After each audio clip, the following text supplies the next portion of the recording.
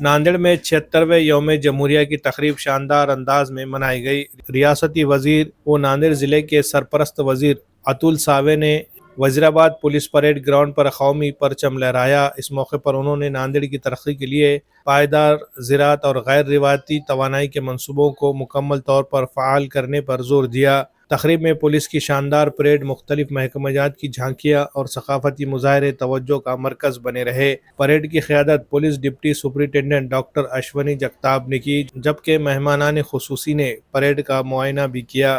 اپنے خطاب میں سرپرست وزیر نے مرکز اور ریاستی حکومت کے پائیدار زراعت اور توانائی کے فروغ کے لیے اقدامات کو اجاگر کیا۔ انہوں نے کہا کہ ناندیڑ میں آبپاشی کی سہولیات کو مزید مضبوط کیا جائے گا اور قدرتی زراعت کے فروغ کے لیے سنجیدہ اقدامات کیے جائیں گے۔ انہوں نے بتایا کہ کولا ذخیرہ تالاب کو پینے کے پانی کی آبپاشی کے لیے بھی استعمال کیا جائے گا۔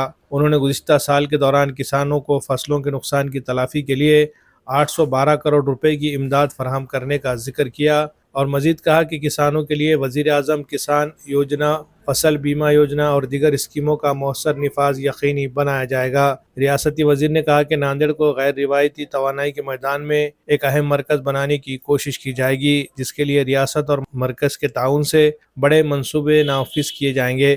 تقریب میں بی جے پی لیڈر و سابق وزیر اعلیٰ اشوک چوہان، ارکان پارلیمنٹ ڈاکٹر اجیت گوپچھڑے، ارکان اسمبلی، ضلع کے اعلیٰ افسران اور سماجی و سیاسی شخصیات موجود تھی۔ معززین میں ڈویژنل پولیس افسران، ضلع کلکٹر ابھیجیت راوت، ضلع ایس پی اویناش کمار اور ضلع پریشد کی چیف ایگزیکٹو آفیسر مینل کرنوال شامل تھی۔ پروگرام کے دوران مختلف شعبوں میں نمایاں کارکردگی دکھانے والے افراد کو اعزازات اور سرٹیفکیٹ سے نوازا گیا۔ ضلع کلکٹر ابھیجیت راوت کی ہدایت پر مختلف محکمہ جات نے اپنی کارکردگی کو جھانکیوں کی صورت میں پیش کیا، جو عوام کی توجہ کا مرکز بنی۔